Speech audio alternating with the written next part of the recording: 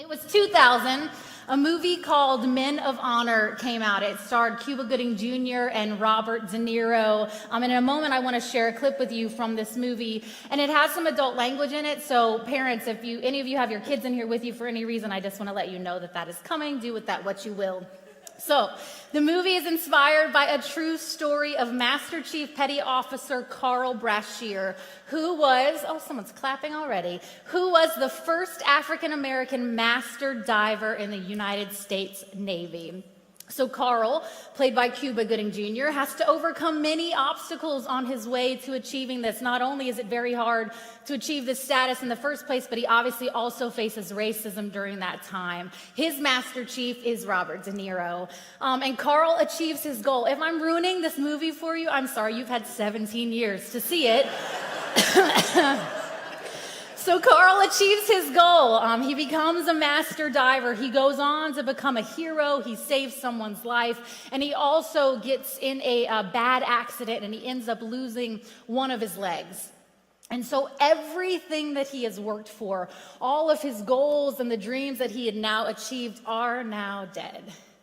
And so after much anguish, Carl decides he's going to get a prosthetic leg, and he wants to regain his status as master diver. But no Navy man to this point had ever come back and returned to full active duty with a prosthetic limb. It had never been done. And so he enlists De Niro to help him. And the culminating scene at the end of the movie is he's on a trial of sorts with the Navy. He has to prove to them that he can actually do this. And so he's standing in this courtroom, and he has to take 12 steps with the gear on. And what you need to know about this gear, the gear of the divers at that time, the gear weighs 290 pounds.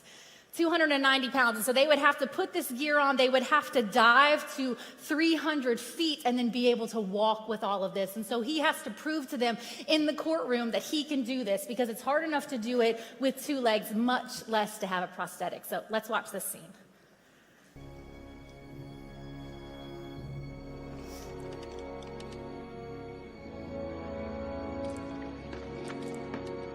Square that rig and approach the rail.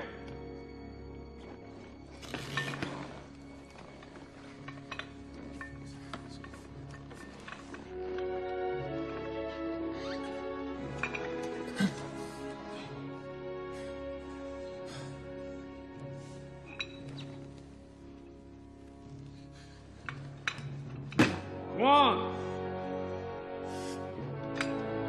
two, three, four, five, six, seven, eight.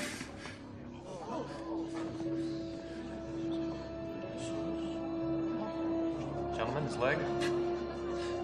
Please. Gentlemen. Navy divers, stand down. Divers, you will disregard. This is my detail. Cookie, move your ass. I want my 12.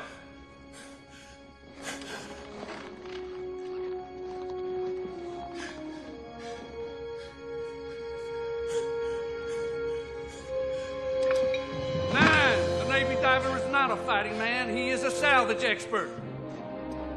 10. If it's lost underwater, he finds it. If it's sunk, he brings it up. If it's in the way, he moves it. 11. If he's lucky, he will die young 200 feet beneath the waves, for that is the closest he will ever get to being a hero. Hell, I don't know why anybody would want to be a Navy diver. Now you report to this line, Cookie.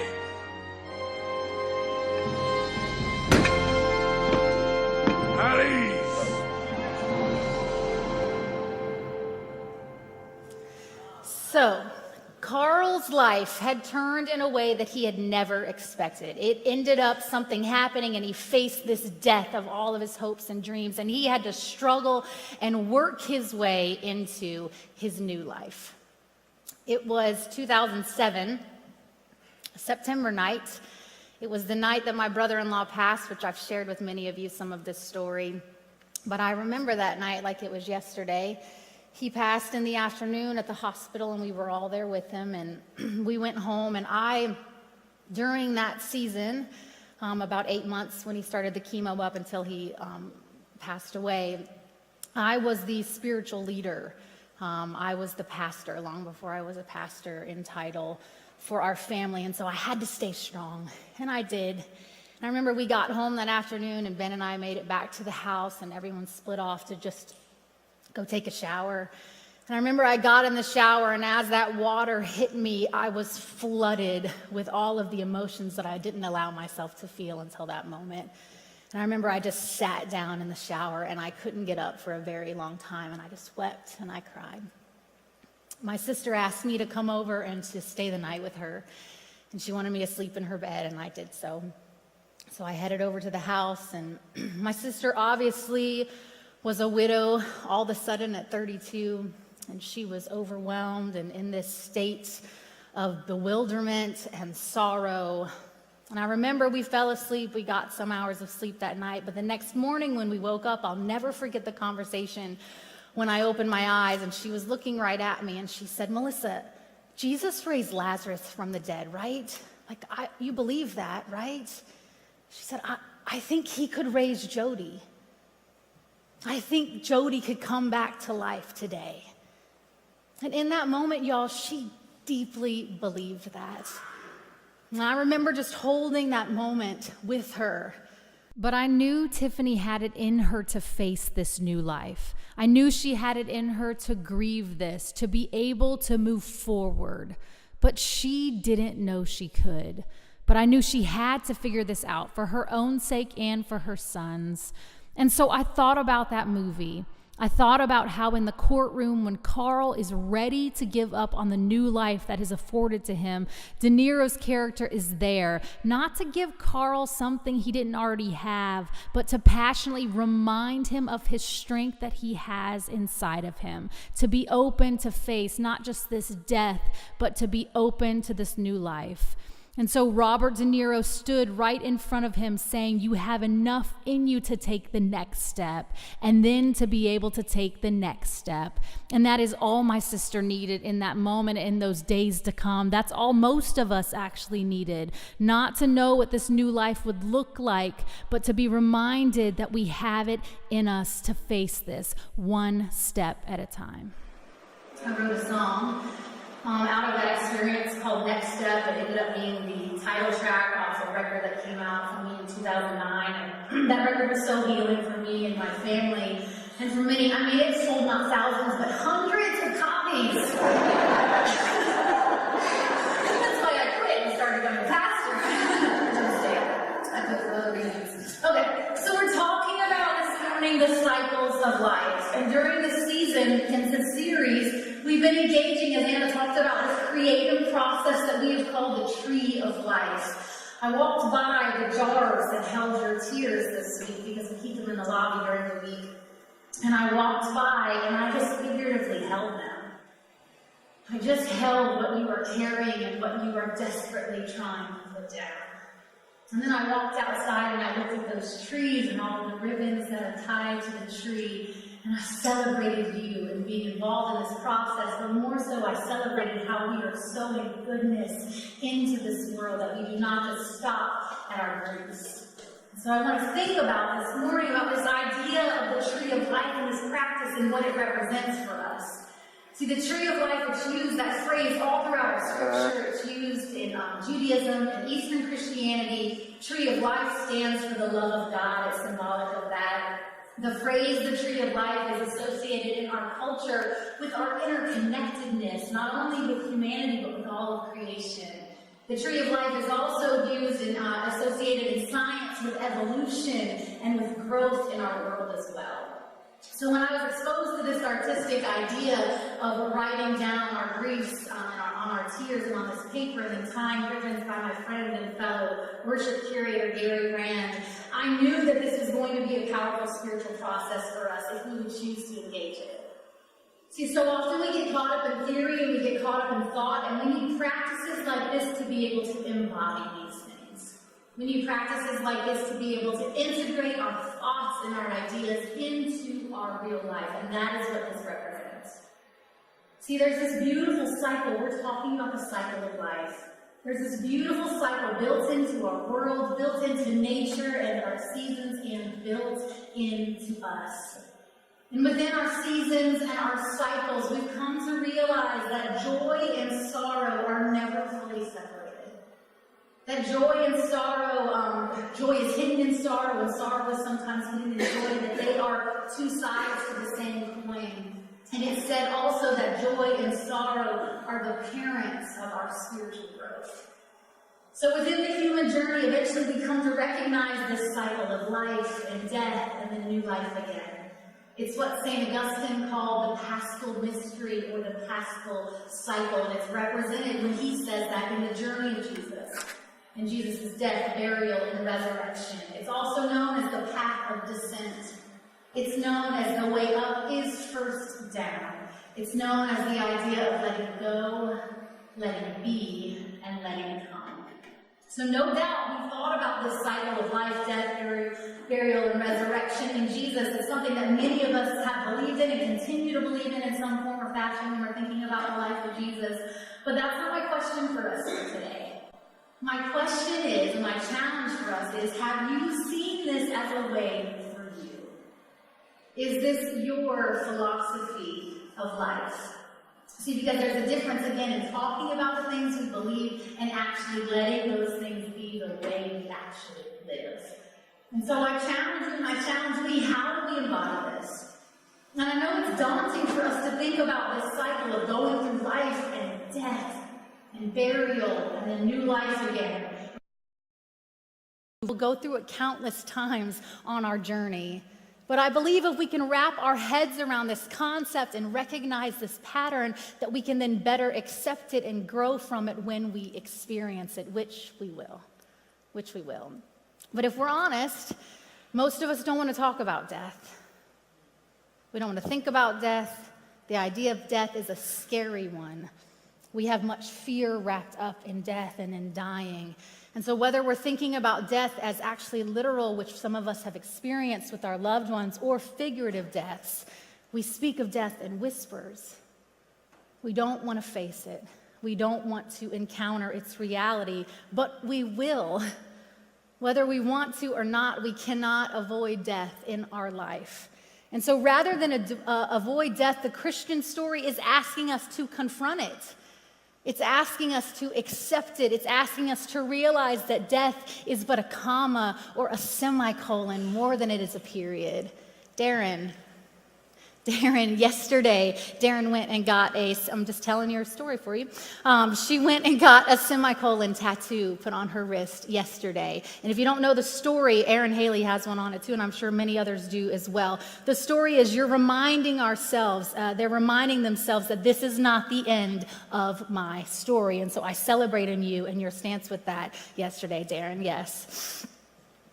So this pattern of down and up, this pattern of loss and gain, of estrangement and liberation, of exile and return, it's all throughout our scripture, right? We've read these stories. We are 2 weeks away from the celebration of Easter Sunday, and the Easter story is obviously specifically about the old way being crucified and something new being born.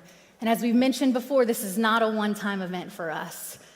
So think about every time you experience a divorce, like we just heard from Anna. Every time we experience the death of a loved one, every time someone loses a job or experiences some shift in their external circumstances, something is dying and something is trying to be born. So I want to start off by just looking and thinking about the Paschal cycle of Jesus so we can better understand what it actually represents for us. And so Paschal cycle starts off with Good Friday. We're going to put it up on the screen. So Good Friday represents both the pain Jesus endured on the cross and the surrender he made to his death. So the practical application for us is our recognition of the pain we are facing and the willingness that we must have to endure it. See, we can walk through our sufferings. We can. We can make it through our pain. And we need to know that as we do so, though, a loss of ego is going to take place and a loss of our plans. There is a letting go of control. The next thing that happens is Holy Saturday. Holy Saturday represents Jesus' burial, and the practical application for us is the needed time of grieving and mourning the death that has just occurred in your life. Listen, Saturday is sometimes the most important day, however, it's seldom focused on. We cannot get to our Sundays and our resurrections until we walk through this and take time with this. So next is Easter Sunday. Easter Sunday obviously represents the resurrection of Jesus, and the practical application for us is the new life and a new hope beyond all former ways. Something else has now been born in us. It reminds me of this Mexican proverb that says they tried to bury us, but they didn't realize we were seeds. They didn't realize we were seeds. Coming next in the Paschal cycle is the 40 days that happens after the resurrection. So the resurrected Jesus is said to have walked this earth ministering, loving, and living in a new way for those 40 days. So the practical application is a time for us to learn new behaviors. It's a time to practice our new choices and adjust to a brand new lifestyle. See, there's always time built in for us if we would but recognize it. This is not a quick adjustment or something we rush through. We can give ourselves then some grace and some patience for the process. Next in the cycle is the ascension. 40 days after the resurrection, the story goes that Jesus is said to have ascended from this earth into the heavens. And for us, this is a time of acceptance. It's a time for us to stop telling the stories of pain and hurt and of the past and let them go so that we can grow. See, this is a powerful opportunity for us to choose to refuse to cling to the past and to make commitments to move on. And this section right here, when Jesus ascended, you'll realize in the story that this also felt like a loss for them because they didn't know what was next. They thought that this was the end of the cycle and they wanted to hang on to him, and yet he said, let me go. Okay, it continues to feel like loss. Finally, in the Paschal cycle is Pentecost. 10 days after the ascension, that is when the story goes, the Spirit descended upon the apostles and the other followers of Jesus. So the practical application for us then, that this is a time to celebrate the indwelling Spirit, the ground of all being, that God is ever present in our lives. And now we also celebrate that our truest nature and our capacity has now been exposed through this process. We realize now at Pentecost in our life that we are more than we were before. We can start to recognize then this new energy, these values and these virtues and this power that we innately have to be able to fulfill our new purpose for this new season. And then the cycle continues and the process can start all over again. So this Paschal cycle, it's a part of the church calendar, it's in our liturgies, it's a part of our celebrations. But I'm going to ask us today, whenever we pay attention, though, to Jesus' passion, his death, resurrection, and ascension, I'm asking for us to see it also as the undercurrent of our lives. So we have to start and hang out for a minute and think about first our times of death and suffering, specifically these winter seasons of our lives. When things get cold and things go bare, it feels very hard. We feel restricted in these seasons. Life is seemingly buried deep beneath the snow. And something that I want to note right away is that these deaths, these seasons of winter and death, they can be both voluntary and involuntary. We can walk ourselves right into death based off of our own choices and our own doing. And we're going to talk about that in a few minutes. But also we can find ourselves at times handed a load that we never asked to carry and fought hard to never have to hold. That is an involuntary death. But either way, death is messy.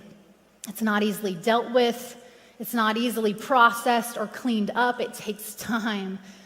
It takes emotional attention, and it takes healing. And so for our involuntary deaths, life doesn't ask us if we're ready for this. Life doesn't ask us if you're ready for this fall that's about to happen or if you're ready for death or for darkness. No, it just happens. And so the people that are sitting around you, they're facing deaths. They found out about an affair. They lost their job. Someone found out in the last week that their brother has cancer. They found out that they couldn't adopt like they want to. They find out that their parents are not going to accept the union, this marriage that they're about to walk into. You are facing deaths, and I often want to remind us of that so we realize sometimes the pain that's going on in the people around us.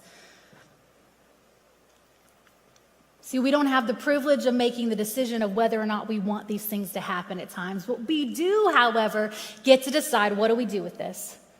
How do we deal with it? What is our role now? How will we handle this devastation? And at best, sometimes we try to hand off our death, right? We try to get rid of it. We try to hand off our suffering to someone else. But the reality is they can't do our work for us. We have to do it. So sometimes we seek comfort in medication or in drinking. We do anything to try to numb ourselves so we don't have to feel this pain. We choose to ignore sometimes and just hope that all of this is going to go away. And hear me, this isn't about shaming you or me for those choices. Every one of us does that. We've all been there. We're all seeking ways of self-protection and ways to cope because none of us wants to follow this path of descent. So many in these moments, we can't imagine that there's even further to go than how we already feel in the depths of our despair. We can't imagine that there's anyone else or anywhere else we can go deeper than how we feel right now. And so instead, we hang on to this pain. We hang on to this part of our life. We set up camp here in our pain and in these deaths. And it's there that Dr. Brené Brown says, here, too many people, instead of feeling hurt, they act out of their hurt. Instead of acknowledging pain, they inflict pain on others. Instead of risking feeling disappointed for a moment, they choose to instead live disappointed. See, so many of us, we get stuck, so much so that pain becomes a welcome companion because it's the only companion we think there is. And I have to note right here that for us to realize that this cycle, this experience is not just experienced in a vacuum. This process is not just limited to you or me as we go through something. The longer that we put off facing our deaths and dealing with our pain, the more that those around us, our loved ones, are affected. We don't intentionally try to bring them down with us, but we are connected. We talked about it earlier. There is an interconnectedness in this life. And so we need to be reminded that this process is not just about you and me. It is always about us. But it is here, I know this is hard stuff that we're talking about, but it is here that we recognize that there is opportunity for transformation. See, we don't need to get above our deaths. We don't need to try to escape our deaths. We must go deeper into them in order to understand, so we will grow. So instead of clinging to our pain, we can open-handedly hold our pain so we can begin to see it. We can begin to analyze it and become curious about it and reflect now, what is mine to do? What is mine to do? See, think about it. We can't let go of something until you open up, right? And so this process, this posture right here, this is about surrendering. We sang it in the song earlier. Brian reminded me of a movie, which I'll explain later because I need to watch the movie, but he came up in the midst of worship to say, do you hear this? This is what I watched last night. And I said, oh my gosh, this is what we're talking about. This posture of surrendering, which is exactly what is taking place when you open up and start looking at your death and look at your pain. And this is when true transformation can begin. Now, the cycle began exactly when things started to fall apart. And we can either help this cycle move along or we can hold it back by not choosing to deal with it. But if we open up and surrender, we will begin to move through this and grow. See, life is always inviting our souls to a deeper level. Don Scholes, where are you, Don? He's over here. Don reminded us this week in a book club that life is our greatest teacher. And if you only knew just a glimpse of his story, you would know the power behind that statement. And I said to him in book club, I think we can interchange God in that phrase with life. Not because I believe that God is causing these deaths to happen, but I believe God built and infused into this universe is always trying to teach us. I think about that verse that says God is working all things together for our good. We focus on the good in that statement, but I think we should focus on the working and realize that that's the operative word there, and not just that God is working, but that we have work to do to move through this. Because if life did not come at us with hardships, most of us would not go deeper. Most of us would not go deeper. We would not go to new places. We were at Disney World 2 weeks ago, and it took forever to convince Haven to actually ride some of these fun rides. And when she finally did, she was literally the first one. She was Space Mountain, Thunder Mountain, all the roller coasters, and she loved it. But fear was holding her back, right? And that's just a simple little story about that. But fear holds us back at times. And it's not because we think that we are content with where we are, but it is that we are comfortable. It's not that we think that this is our best life, but we aren't willing to step into this. And so life brings us this death. Life brings us this opportunity for descent. The mystics called this catalyst of change, they called it fire or darkness or death, emptiness, abandonment, or even evil. Because whatever this is, it does not feel good and it does not feel like God. So I think we often fight it because it means that, again, we have to give up control, which, again, we think we have in the first place, and that is only an illusion. And when we do let go, finally, we get disoriented. As I talked about my sister at the beginning, she was so disoriented with her new reality. That is part of this process, because what happens on the other side of death does look very different, and there is a reckoning that needs to take place. See, resurrection carries with it some qualities of life from before, but there's also something strikingly new in it. See, notice with Jesus, it was not a resuscitation of his body. It was a resurrection of something new. Big difference. It's not just a resuscitation of the old. It is a resurrection of something new. It is an awakening and an emerging with new light. And births are not clean either. Deaths are not clean, and births are not clean. Have you given birth, or have you been in the room? Yes? Okay. It is sacred, and it is messy. I was thinking about a couple of years ago, Ben and I bought it. He didn't buy it. He doesn't like animals. I bought this thing, this butterfly kit where you get this larva and you get this net cage where you get to hatch your own butterflies. Did any of you do this? Yes, okay, so you hatch your own butterflies. We were so excited about this process. And what they don't tell you is when those butterflies emerge, there is a red, blood-like liquid that goes everywhere. It stains the net, okay? It's called meconium. I had to look it up. It's called meconium. It's the leftover part of the caterpillar that was not needed to make the butterfly. See, some things are left behind in transformation. But back to the gross thing. Meconium, it's stored, meconium is stored in the intestine of the butterfly and expelled as the butterfly emerges. Very similar to the human birthing process, y'all. When you are pushing that baby out, other things sometimes involuntarily get expelled. Don't look at me like that. That's real life, okay? So back to these butterflies. So we were hoping that it was all going to be, wow, beautiful. Look at these butterflies. And instead it was, ugh. Okay, because not just deaths, but births are messy. You cannot skip to that fresh, clean newborn until you go through the process. And some of it gets you messy. So if we think about this idea of resurrection as merely awakening, it could give you this simple mind picture of just an easy transition of opening your eyes and stretching to welcome this new day. But that's not what I'm talking about. I'm talking about new life. And I'm talking about emerging, which implies a fight and a struggle. Okay? Emerging takes effort. It takes work, and we need to realize that this morning. There is a breaking free because you finally grow too tired of being withheld any longer. And I wonder if any of you are there this morning.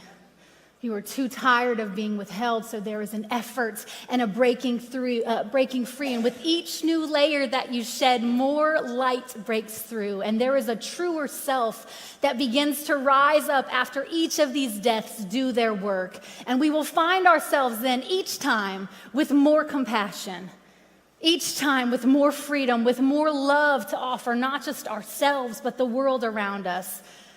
So my question is this morning, what part of your life that you had no choice in feels entombed today?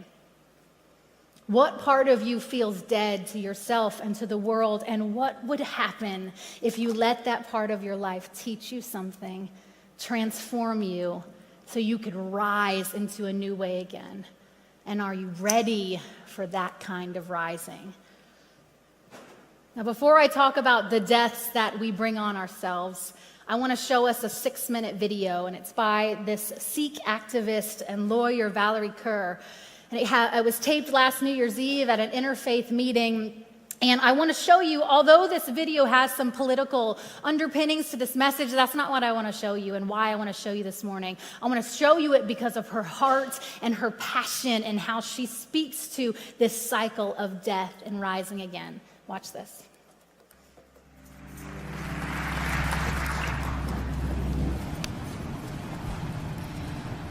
Waheguru ji ਕਾ ਖਾਲਸਾ ਵਾਹਿਗੁਰੂ ਜੀ ਕੀ ਫਤਿਹ.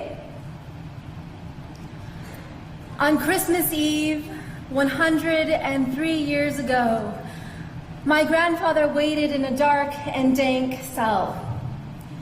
He sailed by steamship across the Pacific Ocean from India to America, leaving behind colonial rule. But when he landed on American shores, immigration officials saw his dark skin, his tall turban worn as part of his Sikh faith, and saw him not as a brother, but as foreign, as suspect, threw him behind bars where he languished for months.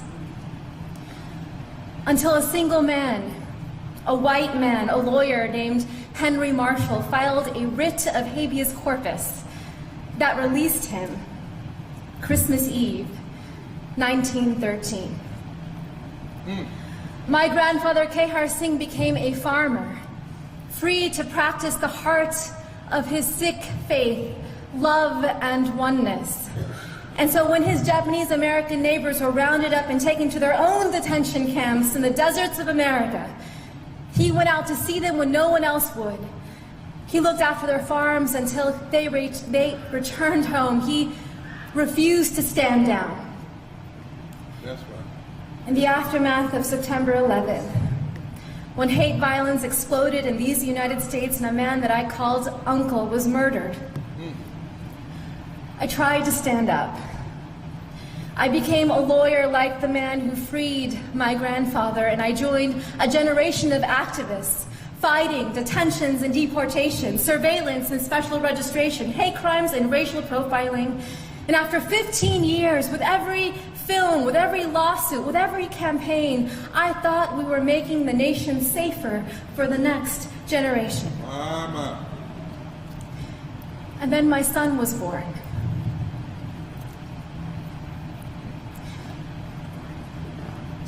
On Christmas Eve, I watched him ceremoniously put the milk and cookies by the fire for Santa Claus. And after he went to sleep, I then drank the milk and ate the cookies. I wanted him to wake up and see them gone in the morning. I wanted him to believe in a world that was magical. But I am leaving my son a world that is more dangerous than the one that I was given. Because we are raising a brown boy in America. A brown boy who may someday wear a turban as part of his faith.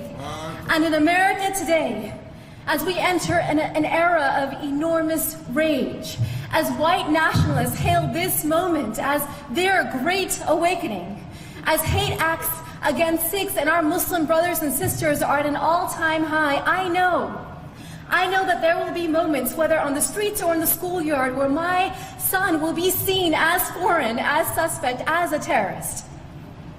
Just as black bodies are still seen as criminal.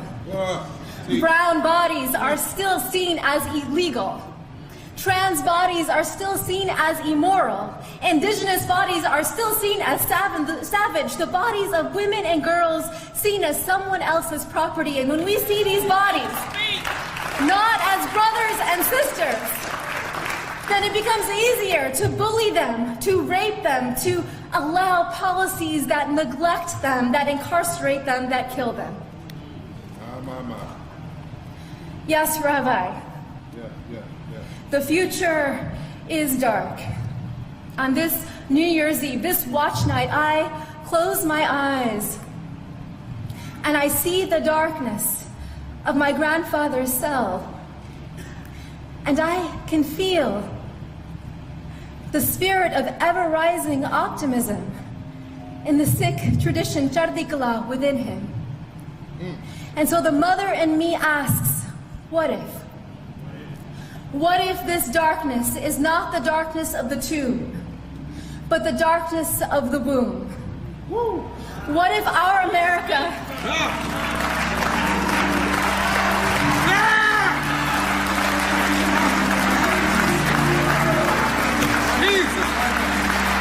What if our America is not dead, but a country that is waiting to be born?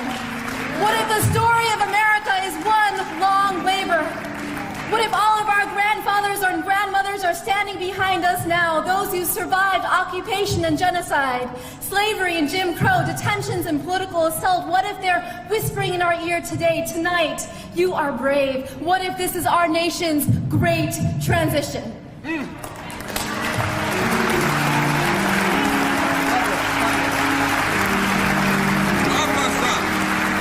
What does the midwife tell us to do? Breathe. And then, because if we don't push, we will die. If we don't push, our nation will die. Tonight, we will breathe. Tomorrow, we will labor in love, through love, and your revolutionary love is the magic we will show our children. Vai Guruji ka khalsa, Vai Guruji ki fateh.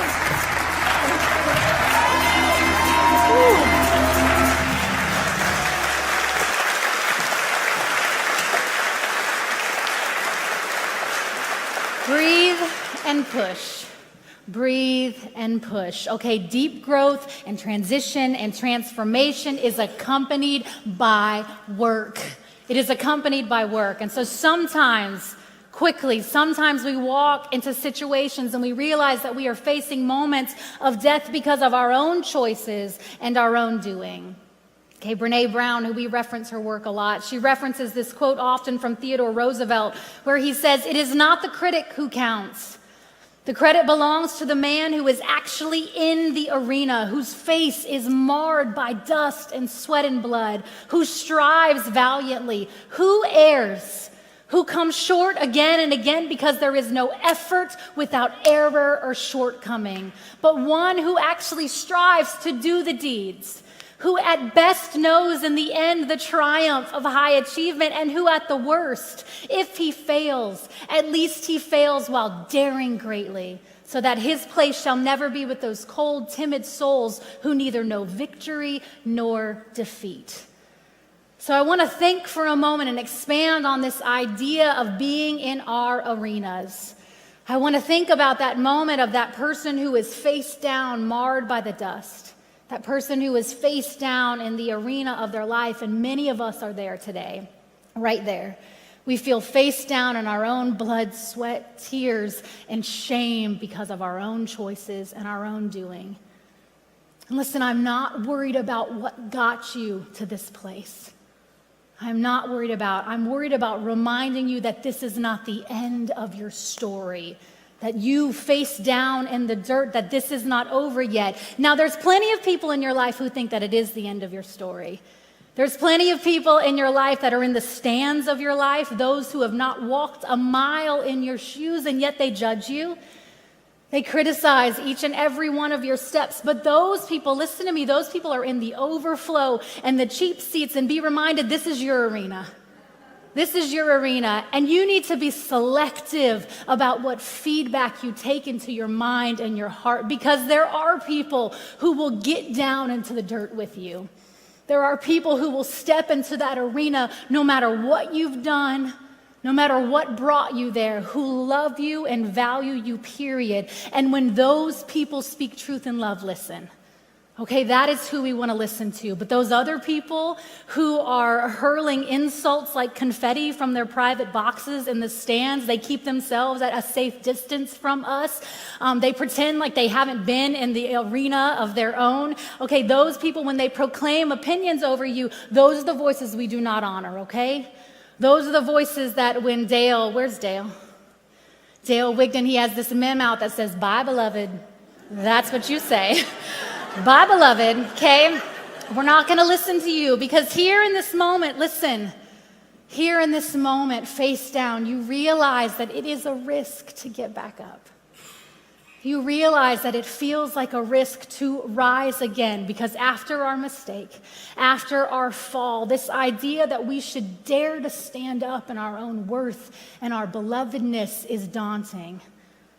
And so plenty of people stay right here. They hide in the mud. They stay face down in the dirt and the death of their mistakes. And I realize it's because it's hard work to face the repercussion of our actions. Listen, it is hard work to make peace with where you are and not question who you are. It is hard work to make peace with where you are and not question who you are. But when we do this, when we do that work, that is when grace floods that arena, when grace floods that scene. Upon our awareness of our compliance with our frailties, forgiveness always rushes in. See, grace and mercy and forgiveness, they're always waiting right here on the sidelines of our life, and they're not being held back by some unforeseen hand of God. No, they're always there, simply waiting to be invited by our own souls. They are the Calvary that we can always depend on, that when we are face down, they are the strength that we have access to actually rise up again, to actually rise up as new and as better than we were before. And that is what I want to instill in us today, this willingness when we face the death of our own doing, this willingness to rise up again. I want us to realize that yes, we make mistakes. Yes, we fall and we fail, and now is our opportunity to rise and live ourselves into a new way of being. The cycle, friends, it happens over and over and over. This death and this darkness and this suffering will come to us, but it does not have the final word. With every new opportunity for life and every rising will come a fuller realization of this responsibility that we have to our lives and to the world around us. Because this true freedom that we will attain, true freedom always attracts. True love and deep love always focuses on something other than itself. In our book club, we were discussing this idea of perfection that many of us grew up in, that perfection is something that we need to strive to achieve. And yet for many of us, when we can't achieve that idea of perfection, we carry so much shame with us. So what if the goal was not perfection, but instead acceptance? And it was evolution and growth, that with every cycle of life that we go through, we will become a little less naive. With every cycle of life that we go to, we'll be exposed more and more to what it means to be human and be our best selves for this season. I want Josh and Anna to come. She's going to sing a song over us. I was listening to an interview this week with William Paul Young, and he mentioned this art called kintsugi. And kintsugi means golden joinery or golden repair. And it's the art which repairs broken pottery with gold. It infuses gold into the cracks of the pottery. And so as a philosophy, it treats breakage and repair as part of the history of the object rather than something to disguise. So what if we lived our lives and we told our stories and we didn't hide our deaths? What if we were as bold as Anna was this morning? She's not celebrating that divorce, but she's also owning it, and she's saying, this thing no longer will have power over me. It is a part of my story, yes, but I am living again. A similar concept is in a Japanese worldview called wabi-sabi, and it's a concept on the idea of centering and acceptance of transience and imperfection. Richard Powell says wabi sabi. Just try to say that. Wabi sabi. It's real fun. Okay. Wabi sabi. It nurtures all that is authentic by acknowledging three simple realities. Nothing lasts, nothing is finished, and nothing is perfect. That is comforting to me. And so I ask this morning, can we accept that there is wisdom and beauty all along our journey, and there is growth opportunities all along our journey found in the dying and in the rising? There's a Latin phrase called felix culpa. It means, oh, happy fault. Sarah Allison said this week, if you think about fault lines happen when they join, earthquakes are caused, but then out of those earthquakes, mountains are formed. Fault lines, they rupture, right? And then volcanoes erupt, and then islands are made. There is a constant evolution and creation that is happening constantly. This is the way of the universe. This is the way of God. This is the way of our soul, forever unfolding into new forms that are better than what it was before. Listen to this song.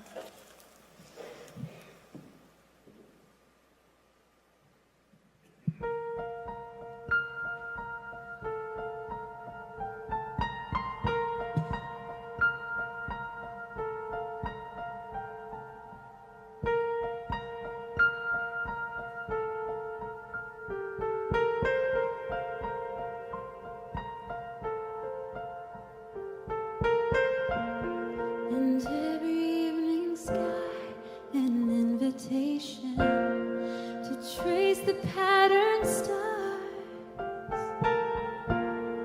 And early in July, a celebration for freedom that is ours. And I notice you in children's games, in those who watch them from the shade. Every drop of sun is full of fun and wonder. You are summer.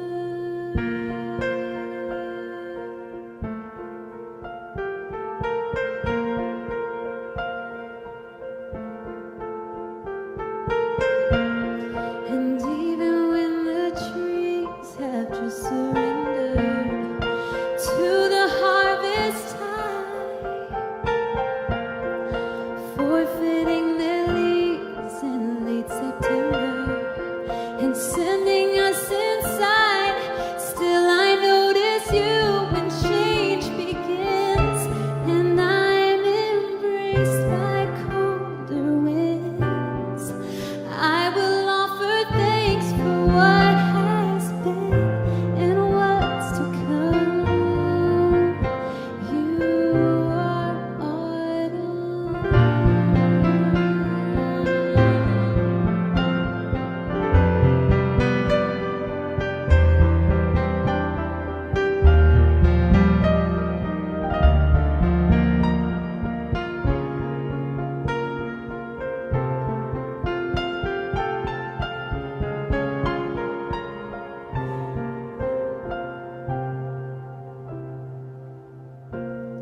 And everything in time and under heaven finally falls asleep,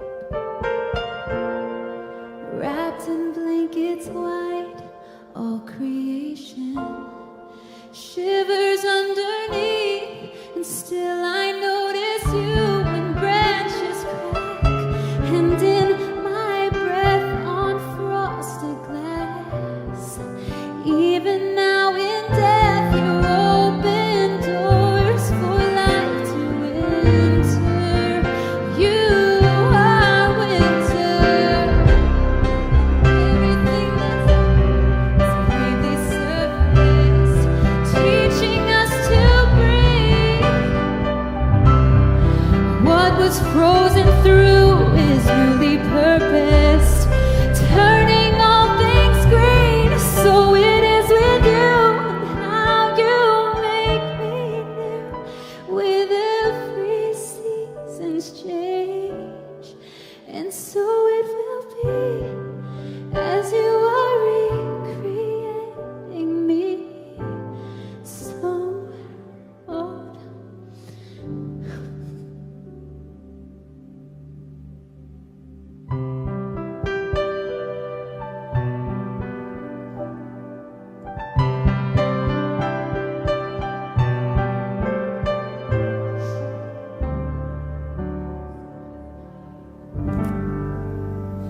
What is dying?